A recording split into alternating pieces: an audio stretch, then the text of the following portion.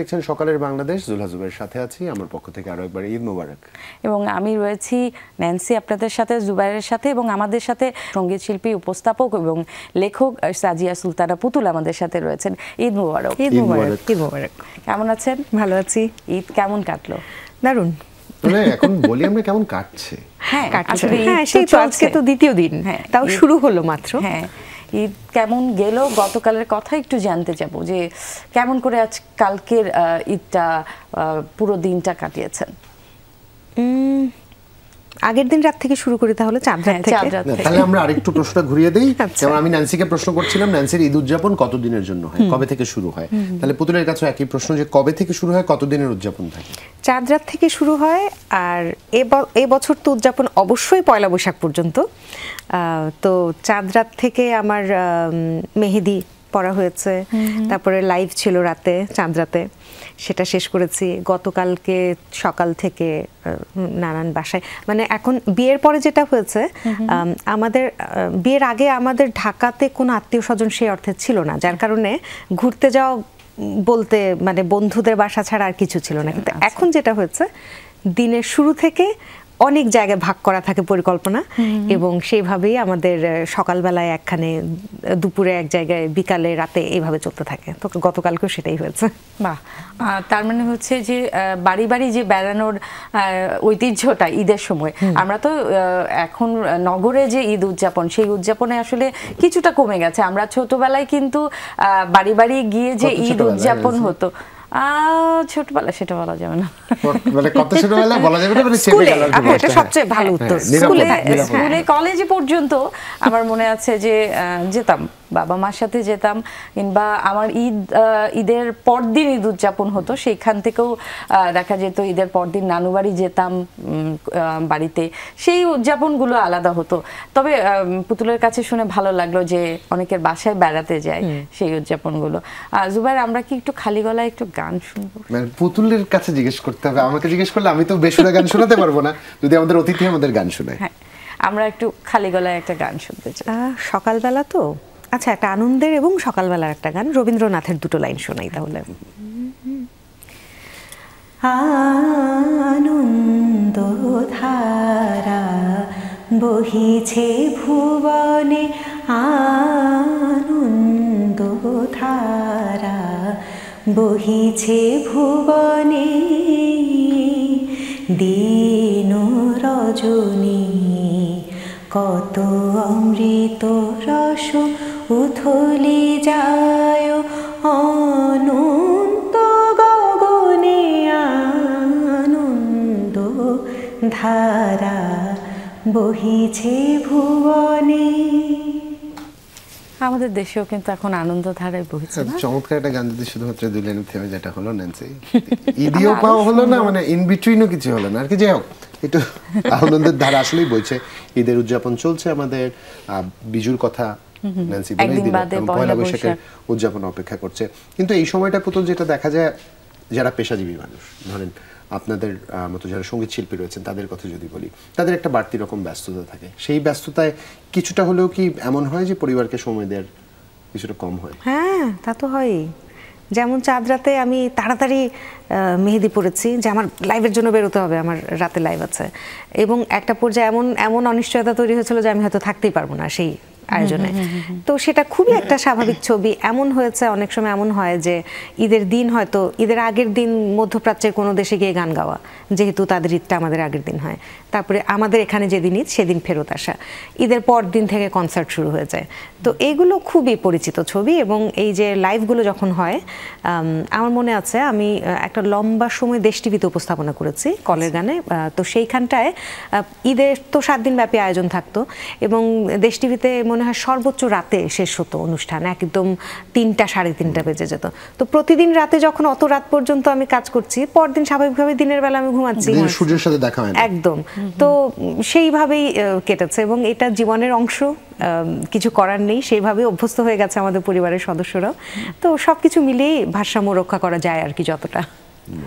সেইটাই আমাদের পেশাগুলো আমরা জুবাইর বলছিল যে নানান পেশায় পুলিশ ডাক্তার এক একজন পেশার কিন্তু এক একটা সৌন্দর্য বলা যায় এবং ধরন যেহেতু আলাদা সেই দায়িত্ব পালনের জায়গা থেকে আসলে সৌন্দর্যটা বজায় রাখে সবাই। একটু জানতে চাই ছোটবেলার ঈদের গল্প একটু শুনতে চাই, মজার মজার কিছু গল্প থাকে। আমি যেমন গতকালকে আমার মনে পড়ছিল যে এখন কি সত্যিকার অর্থে ঈদের আনন্দটা আমরা করতে পারি, মানে আমার ক্ষেত্রে সেটা অন্যরকম হয়েছে, ব্যাপারটা বড় হয়ে গেছে, কাজের ব্যস্ততা এগুলো নয়, যেহেতু আমার মা বাবা বৃদ্ধ হচ্ছেন, নানান রকম শারীরিক জটিলতা নতুন নতুন করে ধরা দিচ্ছে, প্রতি উৎসবে আমার মনে হয় যে আগামী উৎসবে একসঙ্গে থাকতে পারবো তো, এই যে অনিশ্চয়তা, এটা তো ছোটবেলায় মনেই পড়তো না, মনেই হতো না যে বাবা মা কখনো থাকবে না, এটা আবার সম্ভব নাকি পৃথিবীতে, বাবা মা ছাড়া ঈদ হবে। কিন্তু এখন যত বড় হচ্ছে, যত পরিণত বয়সের দিকে যাত্রা আমাদের, ততই এই অনিশ্চয়তাগুলো গ্রাস করে। উৎসবে কিন্তু সত্যিকার অর্থে আমি ভীষণ একা বোধ করতে থাকি, সব কিছুর মধ্যেও সবার মধ্যেও তখন কোথাও গিয়ে একটা হাহাকার তৈরি হয় বুকের মধ্যে। আজকের দিনটা খুব সুন্দর, আজকে পর্যন্ত সবাই একসঙ্গে আছি, ভালো আছি, সেটা সত্যি, কিন্তু এটা তো হয়তো স্থায়ী নয়। তো সেই একটা ভাবনা, এটা আমার কাছে সবচেয়ে বড় পার্থক্য ছোটবেলার সঙ্গে। আর ওই যে ছোটবেলায় তো বাঁধনহারা মানে ঘুরে বেড়ানো, ঈদের দিন রাতেবেলা পায়ের ব্যথায় কান্নাকাটি করতাম, তবু সেটার মধ্যে আনন্দ ছিল। এখন আর কোথায় সেটা হয়। তারপরে ঈদে দেখা যেত আমাদের পোশাক নিয়ে একটা আবেগ থাকতো, যে এখন তো আমরা অনেকগুলো পোশাক নিই আমাদের অর্থনৈতিক ব্যবস্থার কিছুটা পরিবর্তন হওয়ার কারণে। আগে কিন্তু একটা পোশাক ছিল, সেটাকে যত্ন করে রাখতাম, সেটাকে লুকিয়ে রাখতাম, যে ঈদের দিন ছাড়া এটা কেউ দেখবে না, কোনো বন্ধু বান্ধব দেখবে না। সেই স্মৃতি, কোনো স্মৃতি কি মনে পড়ে? একটু সংযোজন করতে চাই পুতুল। দেখা যায় যে যখন পরিচিতি বাড়তে থাকলো তখন নিজের গণ্ডিটা আরো বড় হয়েছে। একটা সময় উৎসবকে কেন্দ্র করে জাঁকজমক পোশাক পরবার যে ব্যাপারটা একটা সময় প্রতিদিনকার যাপনে তা জায়গা করে নেয়, সেক্ষেত্রে আবেদনও কিছুটা কমে আসে কিনা? একদম কমেছে কিনা? ভীষণভাবে। কারণ শুধু আমরা কাজ করছি বলে পর্দার সামনে উপস্থিত হচ্ছি সেটা নয়, মানে মানুষের জীবনযাত্রাটাই এখন অনেক অন্যরকম। সারা বছর জুড়ে মানুষ শপিং করছে, অনলাইন শপিংয়ের ব্যাপার চলে এসছে, সেখানে কিন্তু যে সেই আগের যে ঈদের জন্য একটা বিশেষ জামা সেটা দেখতে পারবে না কেউ, সেই ব্যাপারটা কিন্তু এখনকার শিশুদের মধ্যে নেই, তাই না? মানে এখনকার শিশুরা যারা সচ্ছল বা আর্থিকভাবে যারা ভালো আছে, তারা কিন্তু সারা বছর জুড়ে এই শপিংটা খুব একদম জীবনের একটা অংশ হয়ে গেছে। তো সেই জায়গায় আমাদের শৈশবটা মনে হয় একটু বেশি রঙিন ছিল, এই জন্য যে আমাদের ছোট ছোট প্রাপ্তির মধ্যে অনেক বেশি আনন্দ ছিল। আর যেহেতু সারা রোজার মাস জুড়ে আমাদের ঈদের অনুষ্ঠানগুলো করতে হয়, দেখা যায় ঈদের জন্য যে জামাটা তুলে রেখেছিলাম ঈদের দিন পরবো বলে সেটা আগেই পরা হয়ে যায়, তো এরকম হয় আর কি এখন। নিশ্চয়ই। গতকালই কথায় কথায় স্মৃতিচারণ হচ্ছিল ন্যান্সি, দুজনকেই শেয়ার করছি, আমার দর্শকদেরও শেয়ার করছি। আমার মায়ের দিকের পরিবারে, মা যেহেতু সবার বড় সন্তান, তিনি সেলাই করতে জানতেন আর কি। আর তখন যেটা ছিল, আমার নানা সরকারি চাকরি ছিলেন, একটা বাহিনীতে কর্মরত ছিলেন, দায়িত্বপ্রাপ্ত, আয়ের একটা সীমাবদ্ধতা, আমরা জানি এই অর্থনৈতিক বাস্তবতা থেকে কেউ আমরা দূরে নই। তো দেখা যেত গজ কাপড় কিনে আনা হতো এবং প্রত্যেক ভাই বোনের জন্য, তার যে ছোট 4 ভাই বোন আছে, আলাদা আলাদা করে মার্কেটে যেতে হয়, কেউ যেন কারো টুকরো কাপড়টুকু না দেখে যে ঠিক কোন প্যাটার্নের কোন ডিজাইনের। সত্যি তা থেকে যখন আমরা বড় হচ্ছিলাম আমাদেরটা একরকম ছিল, আমরা হয়তো তৈরি পোশাক পাচ্ছি, যে তৈরি পোশাক আমি আমার ভাই একই আলমিরার দোকানায় দুজন রাখছি, কিংবা অন্য কেউ যাতে দেখে না ফেলে, বন্ধু বান্ধব। এখন আসলেই বদলে গেছে, সবাই সবকিছু দেখে নেয়। অভিজ্ঞতার সূত্র ধরে বলতে চাই, আমার কিন্তু এই অভিজ্ঞতা ছিল, আমরা 2 বোন ছিলাম, একই রকম পোশাক আমার মা বানিয়ে দিত। তো এটা আবার মনে পড়লো যে আপনি যখন বললেন, এইটা কিন্তু আমাদের ছোটবেলায় অনেকেই পেয়েছে, খুব স্বাভাবিক একটি বিষয় ছিল। একটু ডিফারেন্ট হতো, মা আলাদা ডিজাইন করে বানিয়ে দিত, এবং আমি আর আমার ছোট বোন একই রকম পোশাক পরতাম। তখন অবশ্য ওটা খুব একটা ই ছিল না, এখন যেমন মিলিয়ে পড়ি, তখন কোনোভাবে মেলা যাবে না যে ওর জামার সাথে কেন আমার জামা মিলছে। সর্বোপরি এটার মধ্যে একটা আবেগ ছিল, তাই না? কত সৃষ্টিশীল ছিল না তখনকার মানুষ হাতে। এখন না আমরা ডিজাইন একটা করতে গেলে কত রকমের সামনে ছবি চলে আসে না, কিন্তু তখন কিন্তু তখন একদম কল্পনাপ্রবণ হয়ে একটা নকশা তৈরি করে সেটাকে ফুটিয়ে তোলা, তখন মনে হয় ভালো ছিল, জীবন সহজ সরল জীবন ছিল।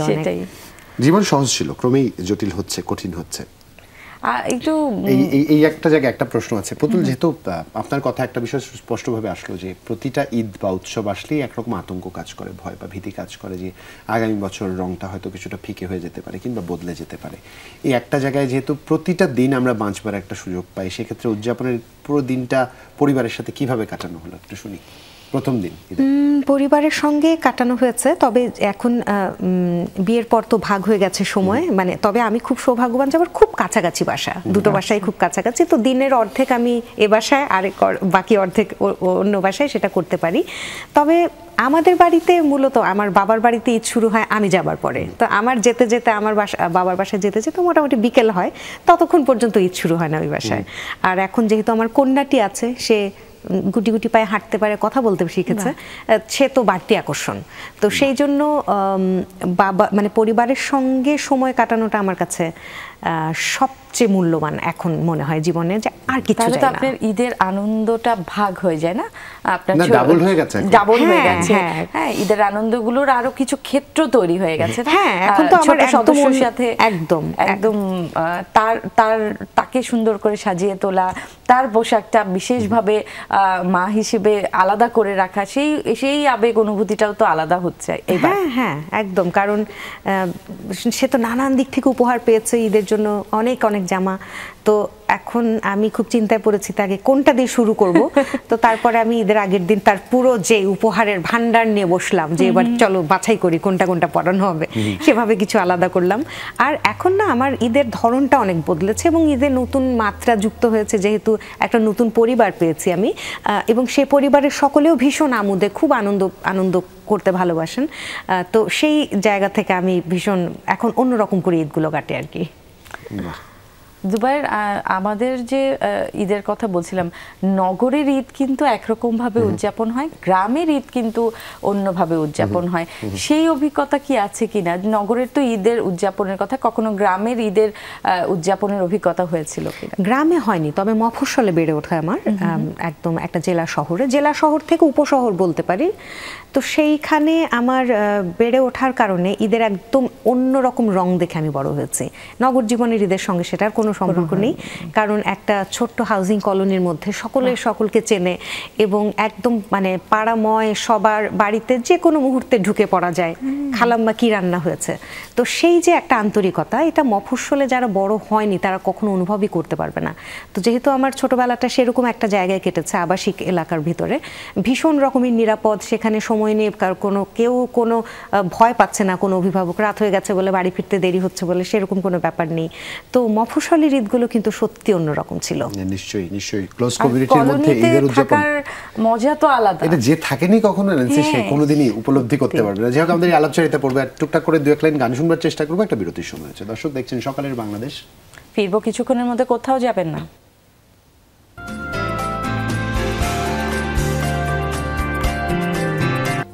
বিরতির পর আবারও আপনাদের সবাইকে স্বাগত জানাচ্ছি সকালের বাংলাদেশে। ঈদের আমেজ চলছেই, ঈদের আড্ডা চলছে আমাদের। আমি ন্যান্সি রয়েছি, আমার সাথে জুবাইর রয়েছে এবং আমাদের সাথে একজন অতিথি রয়েছে। আমাদের আজকের অতিথি আরেকবার মনে করিয়ে দিতে চাই, সঙ্গীত শিল্পী, উপস্থাপক ও লেখক সাজিয়া সুলতানা পুতুল। তিনি আছেন, তার সাথে আলাপচারিতা চলছে এবং আমাদের আলাপচারিতার একটা জায়গাও কিন্তু কর্মময় জীবনের একটা উপস্থাপন আমরা দেখেছি। পুতুল, ন্যান্সি, আমরা সকলেই জানি আমাদের জীবন এখন সামাজিক যোগাযোগ মাধ্যমে অনেকখানি ব্যাপ্তি লাভ করেছে, ডিজিটাল একটা প্রেজেন্স আমাদের তৈরি হয়েছে এবং তাতে করে উৎসব উদযাপনের একটা ফুটপ্রিন্টও কিন্তু ডিজিটাল মিডিয়াতে পাওয়া যায়। এটাতে করে যেটা হয়েছে, আমাদের উদযাপনের অনেক স্থির চিত্র সামাজিক যোগাযোগ মাধ্যমে আমরা শেয়ার করি, কিংবা একটা ম্যান্ডেটরি ছবি লাগে, ঈদ পরিবারের একটা ছবি দেওয়ার চেষ্টা করি, একটা স্রোতধারায় নিজেদের রাখতে চাই আর কি, প্রবহমান রাখতে চাই। সেই একটা জায়গায় গতকাল একটি ছবি সামাজিক যোগাযোগ মাধ্যমে, অন্তত আমার মতো প্রচুর সময়, আমি জানি ন্যান্সি, পুতুল, আপনাদেরও তাই হবে, প্রচুর দৃষ্টি কেড়েছে। তা হচ্ছে একজন পেশাজীবী নারী যিনি নিরাপত্তা রক্ষার্থে দায়িত্ব পালন করছেন জাতীয় ঈদগায়, তার হাতে তার নিরাপত্তা নিশ্চিত করবার সামগ্রী সহ ছবিটি একটু দেখাতে চাই আপনাদের। জীবন আহমেদের তোলা এই ছবিটি গতকাল সামাজিক যোগাযোগ মাধ্যমে বহুলভাবে শেয়ার হয়েছে এবং সর্বোপরি প্রত্যেকের মতো করে ছবিটিকে ব্যাখ্যা করবার চেষ্টা করেছেন। আমার কাছে অন্যতম শক্তিশালী একটি ছবি মনে হয়েছে সামাজিক যোগাযোগ মাধ্যমে। ছবি যে কত শক্তিশালী হয় সেটার একটা একেবারে উদাহরণ। মানে একটা হচ্ছে উৎসবের রং, দায়িত্ববোধ, সবকিছু একটা ছবিতে বোঝা যাচ্ছে না, খুব শক্ত জোরালো ভাবে কিছু বার্তা আমাদের। এটা তোমার জীবনের গল্প, এটা আমার জীবনের গল্প, এটা পুতুলের জীবনেরও গল্প, যে উৎসব উদযাপন চলছে কিন্তু তার মাঝে কাজ থেকে আসলে আমাদের কারো হাতে হয়তো আমাদের মাইক্রোফোন বুমটি থাকে, কারো হাতে নিরাপত্তার সামগ্রী থাকে, অস্ত্র থাকে, কারো হাতে স্ট্যাথোস্কোপ থাকে, কারো হাতে আগুন নিভানোর জন্য সরঞ্জামাদি থাকে। এই বাস্তবতা এবার কারো হাতে, সঙ্গীত শিল্পীদের হাতে যন্ত্র থাকে। এই যে চমৎকারভাবে আমরা যে ঈদের উদযাপনটা করি, নগর জীবনে একরকম, মফস্বলের কথা পুতুলের কাছ থেকে শুনছিলাম, ক্লোজ কমিউনিটিতে কলোনিতে কীরকম হয় শুনছিলাম, তাই এই মুহূর্তে আরেকটা গানের একটু ডিমান্ড এবার একটু বেশি আমাদের পক্ষ থেকে একটু বড় করে যদি আমাদের জন্য। কদিন আগে গানটা প্রকাশিত হয়েছে, গানটা শিরোনাম বন্ধুরে, কথা সুর করেছে আমার সংসার সঙ্গী সৈয়দ রেজা আলী, গাইছি। আমার বন্ধুরে কতদিন দেখি নাই তোরে, আমার বন্ধুরে কতদিন দেখি নাই তোরে, সময়টা যেন থেমে আছে, দেখবো আবারও যদি মনটা বাঁচে, আমার বন্ধুরে কতদিন দেখি নাই তোরে, ছিল না হয় একটু অভিমান, তাই বলে কি থেমে যাবে তোর আমার গান, তোর আমার গান, আমার বন্ধুরে কতদিন দেখি নাই তোরে। বাহ, চমৎকার, কি চমৎকার একটা আবেশ। এটা একটা বিশাল ভাগ্যের ব্যাপার না পুতুল? আপনি যেই কাজটি করতে স্বাচ্ছন্দ্য বোধ করেন, সেখানে যদি জীবন সংশ্লিষ্টতা তৈরি হয়, যেমন বলছিলেন আপনার বেটার হাফ, এভাবে যদি বলি, রেজা চমৎকার একজন মানুষ, আমরা জানি, সামাজিক যোগাযোগ মাধ্যমের কল্যাণে আমরা জেনেছি এবং আমাদের অনেকের সাথে পরিচয় আছে, সেই সুবাদে জেনেছি কি চমৎকারভাবে শুরু করেছেন, একদম সুইট একটা ব্যাপার। হ্যাঁ, এবং তার সাথে ঈদের উদযাপনটা একটু জানতে চাই। তার সঙ্গে ঈদের উদযাপন, আমাদের বিয়ের পরে একটা ঈদ সে থাকতে পারেনি দেশে, ওই যেটা বলছিলাম, ঈদের দিন তার অনুষ্ঠান পড়েছে অস্ট্রেলিয়াতে, সে চলে গেছে, ঈদের সকালটা শুধু আমাদের সঙ্গে ছিল পরিবারের সঙ্গে, তারপরে সে চলে গেছে, রাতে তার ফ্লাইট ছিল। এছাড়া বাকি ঈদগুলো একসঙ্গেই আমরা করছি। আর গানের রসায়নটা আর আমাদের বন্ধুত্বের রসায়ন আর সংসার সঙ্গী হিসেবে সবটাকে না আমি একটা প্যাকেজ ধরি, কারণ সেটাকে আমি আলাদা করতে পারবো না কোনোভাবে। এই গানটার গল্পটা যদি একটু বলি তাহলে মনে হয় বোঝা যাবে। এই গানটা হঠাৎ, সে কিন্তু সাধারণত বাংলা লিরিক সে কখনো লিখবে এটা তার ধারণার ভিতরে ছিল না, আমারও ধারণার মধ্যে ছিল না, কারণ খুব সুন্দরভাবে একটা অভিব্যক্তি সেখানে প্রকাশ করা। তো একদিন অনেক রাতে, মানে তখন ঘুমিয়ে পড়েছে, অনেক রাতে তার হঠাৎ করে এই লিরিকটা লেখার পর আমাকে সে জাগিয়ে তুলল। এটা তার বন্ধুকে নিয়ে লেখা, এবং তার শৈশবের একজন বন্ধু যাকে হারিয়ে ফেলেছিল নানান কারণে, একটা অনেক দিনের বিরতি গেছে, তারপরে আবার যখন সে বন্ধুকে ফেরত পেয়েছে জীবনে, তখন সেই অনুভূতিটা নিয়ে গানটা লেখা। এবং সেই এক বসাতেই গিটার সঙ্গে ছিল আমাদের ঘরের ভিতরেই, তো সেইভাবেই গানটা সুর করে গানটা হওয়া। তো এই যে একটা মুহূর্তকে ধরে রাখা, সেটা অনেক বড় সৌভাগ্য বলে আমার কাছে মনে হয়, যে আমার সঙ্গীটি হয়তো একই অঙ্গনের বলে ঠিক যেই মুহূর্তে গানটা সৃষ্টি হলো সেই মুহূর্তে গানটা তোলা হলো কণ্ঠে, এবং তারপরেই গানটা রেকর্ডিং হলো। তো সেই বিনিময়গুলো, ভাবনার আদান প্রদানগুলো কিন্তু চলতে থাকে। মানে একটা বাড়তি মাত্রা না, স্বাভাবিক সংসারের জীবনে বললো না প্যাকেজ পুরো, মানে এভরিথিং অল টুগেদার, বিষয়টাই অন্যরকম। হ্যাঁ, একদম। আমরা পরিবারের সাথে ঈদের কথা বলছিলাম, আপনার কি কোনো স্মৃতি মনে পড়ে কিনা, পরিবার ছেড়ে ঈদ করেছেন দেশের বাইরে বা কাজের জন্য? না, ঈদের দিনটায় আমি কখনোই, আমার মানে নানান সময় অনুষ্ঠান এসছে বটে, কিন্তু কেন যেন আমার মন টানেনি যে একটা দিন বছরে সবাই আবার একসঙ্গে হতে পারি কিনা আগামী বছর। ওই যে একটা কোথাও না আমার একটা অনিশ্চয়তা কাজ করতে থাকে। আমাকে অনেকে বলে জীবন সুন্দর, উপভোগ করতে থাকো, আজকের দিনটা সুন্দর, আজকের দিনটা নিয়ে ভাবো, কিন্তু তবু না মাথা থেকে, ভাবনার ভিতর থেকে ফেলতে পারি না কিছু জিনিস, যে আমাদের মানে, এবং কখনো কখনো হঠাৎ কোনো আপনজনের চলে যাওয়া এত বেশি ধাক্কা দেয়, তখন মনে হয় জীবনটা কত অনিশ্চিত আর কত ছোট্ট। সেখানে এই যে ছোট ছোট মুহূর্তগুলো আমাদের কাছে কাছে উপহার হয়ে আসে সেটাকে গ্রহণ করা উচিত। কাজ তো করব, কাজ তো করছি, কিন্তু একটা দিনের সেই আনন্দটা তো আবার নাও ফিরে আসতে পারে এভাবে। তো সেই জন্য এই দিনটাকে আমি আগে পিছে করে করা হতো। ঈদের দিনটাকে আপনি সবসময়, অবশ্যই এটা সৌভাগ্যেরও বিষয় যে প্রতিটা ঈদ যেন পরিবারের সাথে কাটানো যায় সেই দিকটা। বাহ, চমৎকার। আমাদের আরেকটা বিরতির সময় আছে, শেষ বিরতি আমাদের। দর্শক আলাপচারিতা চলছিল, গান শুনছিলাম আমরা, ছোট্ট একটা বিরতি নিয়ে ফিরবো কিছুক্ষণের মধ্যে, কোথাও যাবেন না, সাথেই থাকুন।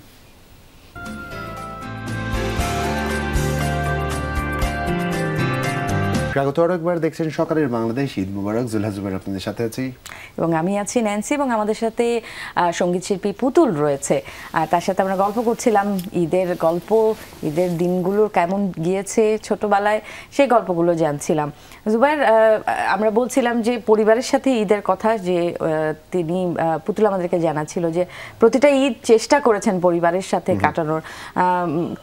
আসলে এই যে পরিবারের সাথে ঈদ, ঈদ কিন্তু আসলে আমার মনে হয় যে ঈদ শব্দটা যে আমরা বলি না যে আনন্দ খুশি জড়িয়ে আছে, এই আনন্দ এবং খুশি জড়িয়ে থাকার কারণ কিন্তু আসলে পরিবারের মানুষগুলোর সাথে ঈদ পালন করা, এবং তার সাথে বন্ধু বান্ধব, হয়তো আমরা যাদের সাথে সময় কাটাতে পছন্দ করি, প্রিয়জন, সেটা তো রয়েছে, তবে পরিবারটা কিন্তু ঈদের সাথে একেবারে জড়িয়ে থাকে, তাই কি? একদম একদম একদম। এবং সবচেয়ে বড় বিষয় হচ্ছে ঈদের এই আয়োজনটার সময় একান্নবর্তী যে পরিবারগুলো আছে, কিংবা পুতুলের পরিবারের মতো পরিবারের কথা বলি, যেখানে বোনেরা সবাই কানেক্টেড, বাবা সবাই কানেক্টেড, ভাইরা সবাই আছেন, এরকম পরিবারগুলোতে নিঃসন্দেহে ঈদের উদযাপন ব্যতিক্রম হয়। ভুল বলেছি? না, একদমই না। গতকালকে একটা ভিডিও দেখছিলাম, নিউ ইয়র্ক থেকে কোন একটা লাইভ ভিডিও করা আর কি। তো চাঁদ রাতে সবাই একত্রিত হয়েছে, সকলে আনন্দ করছে বটে, কিন্তু যেই মানুষগুলোর পরিবার দেশে, তাদের যে কি হাহাকার, একদম লুকানো একটা হাহাকার। সকলকে ঈদ মোবারক জানাচ্ছে ঠিকই, কিন্তু ওই পরিবারকে মিস করার একটা ব্যাপার। পরিবার যেখানে নেই সেখানে কি সত্যি আনন্দ করা যায়? যতই সুখের স্বর্গে কেউ ভাসতে থাকুক না কেন, কাছের মানুষগুলো ছাড়া, পরিবার ছাড়া সে আনন্দের পরিপূর্ণতা আসে না, আমার কাছে অন্তত। না, নিঃসন্দেহে নিঃসন্দেহে প্রত্যেকের ক্ষেত্রেই তাই। এবং এই উদযাপনগুলোর সময় আমাদের দর্শকেরা যারা দেশের বাইরে রয়েছেন, আমাদের অন্তত বিভিন্ন খাতে যে শ্রমিকেরা কর্মরত রয়েছেন, আমরা যাদেরকে রেমিটেন্স যোদ্ধা নানান রকম উপমায় সম্বোধন করতে স্বাচ্ছন্দ্য বোধ করি, তাদের ত্যাগের গল্পটা আসলে অনেকেরই জানা হয় না, অনেকেরই জানার সুযোগ হয় না। ঈদের বাস্তবতা যারা হয়তো প্রবাসীদের মধ্যে অনেকেই রয়েছেন যে সামর্থ্য হয় না, অনেক বছর ঈদ করতে আসতে পারে না। আমরা কিন্তু আবারও সোশ্যাল মিডিয়ার কথা আসে, সোশ্যাল মিডিয়ায় ছোট ছোট ভিডিও কিন্তু ইদানিং দেখি না যে, হ্যাঁ, এবং আনন্দের ছবিও কিন্তু দেখি, বহু বছর পর বাবা মার সাথে ঈদ করতে এসেছে, এবং এয়ারপোর্টে আমরা এরকম সেদিন একটা ভিডিও দেখছিলাম যে সবাই এসেছে তাকে নিতে, বহু বছর পর এবারের ঈদ তারা পরিবারের সাথে করবে। মানে দেখেই খুবই মনে হয় যে নিজের আনন্দ হতে শুরু, নিজের, হ্যাঁ, একদম চোখে জল চলে আসে এই ভিডিওগুলো সামনে আসলে, যে পরিবারের সদস্যটা আসলো, হয়তো ছুটিটা খুবই অল্প। আমার মনে হয় জুবাইরেরও এরকম একটা অভিজ্ঞতা, আমার যতটুকু জানা, যে এবার সেরকম একটা ঈদ জুবাইরেরও হয়েছে 7 বছর পর। বিশাল ব্যাপার। সর্বোপরি হচ্ছে 22 বছর পর আমরা দু ভাই একসাথে ঈদ করার সুযোগ পাচ্ছি, এটা একটা বিশাল বড় ব্যাপার। কারণ আমার বাবা চলে যাওয়ার সময়ও একটা বিশাল বাস্তবতা ছিল, তারপরে 22 বছর পর যখন একসাথে ঈদ করতে পারে, এবং এবার পরিবারের আরো 3জন নতুন করে সদস্য যুক্ত হয়েছে, আমার ভাইয়ের বেটার হাফ এবং তাদের 2 সন্তান, তারাও চমৎকার ভাবে পুতুলের সাথে পরিচয় আছে। আমার বড় ভাইয়েরও চমৎকার দুজন মানুষ, তখন অবশ্য তাদের কন্যা পুত্ররা ছিল না, পৃথিবীতে আসেনি তারা। এবং এবার যেটা হয়েছে, আমি আরেকটা বাবা পেয়েছি, আরেকটা মা পেয়েছি আর কি, এই যে দুজনের, তাদের নিয়ে ঈদের সময়টা কাটছে। এই জায়গাটাই আসলে আসতে চাই। পুতুল, ক্রমান্বয়ে আমাদের জীবন যখন পরিণতির দিকে এগোতে থাকে, তখন আমাদের দায়িত্ববোধ বদলায়, বাস্তবতা বদলায়, জীবনের মুখগুলো বদলে যায়। সেই একটা জায়গায় আপনার জীবনে একটা চমৎকার সংযোজন গীতলিনা। একটু জানতে চাই, তার সাথে ঈদ, ওর সাথে, গীতলিনার সাথে ঈদের উদযাপনটা কেমন?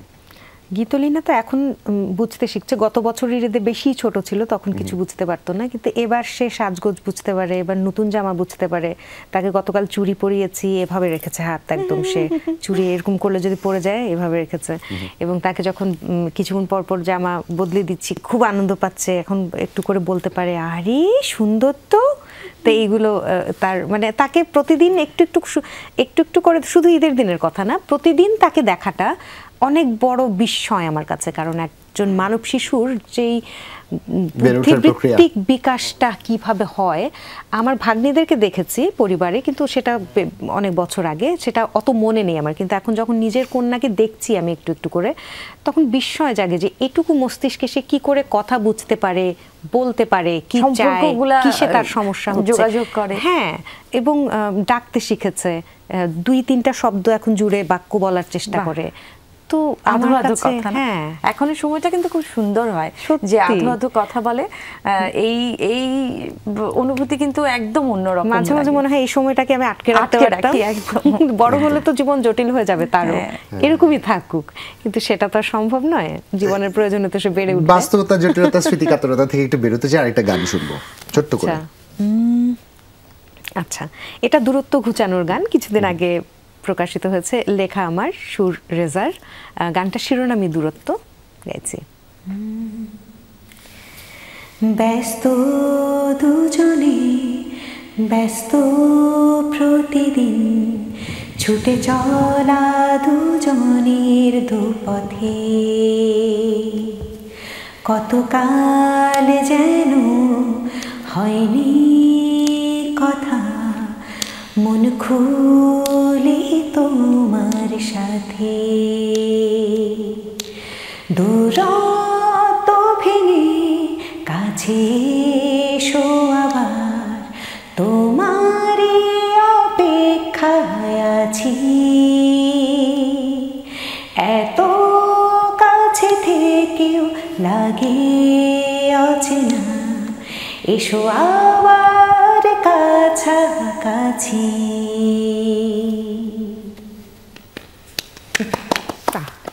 মিষ্টি, মানে দুজনের ভালোবাসাপূর্ণ যে একটা উপস্থাপন, একটা মাস্টারপিস হতে পারে, প্রত্যেকটা মাস্টারপিস আমাদের শ্রোতাদের কাছে মনে হচ্ছে। বাস্তবতা শিল্পীদের সাথে এটা তারাই বলতে পারবেন। সেটাই উনি বলছিলেন যে এটা পুরোটা বন্ধুত্ব, সংসার, সবকিছুর একটা প্যাকেজ।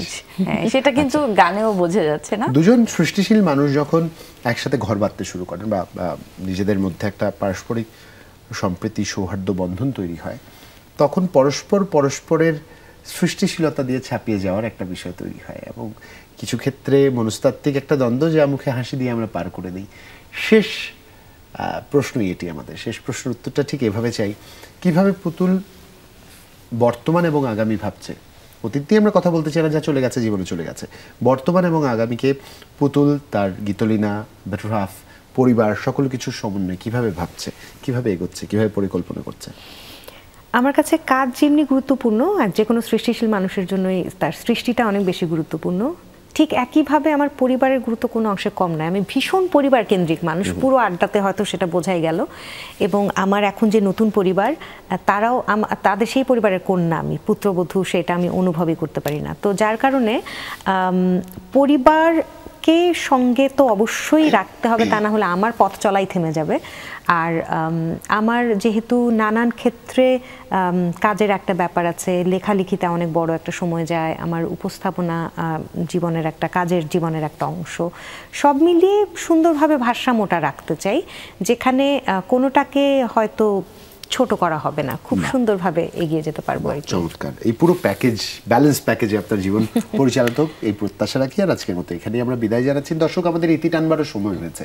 গল্প, আড্ডা, গানে কখন পুতুলকে যে আমাদের এতটা সময় দিয়েছে, তার পরিবারের কথা জানিয়েছে, এবং একই সাথে তার কর্মজীবন, ছোটবেলার ঈদ, সবকিছু আমরা জেনেছি। ফুল প্যাকেজ, একদম ফুল প্যাকেজ।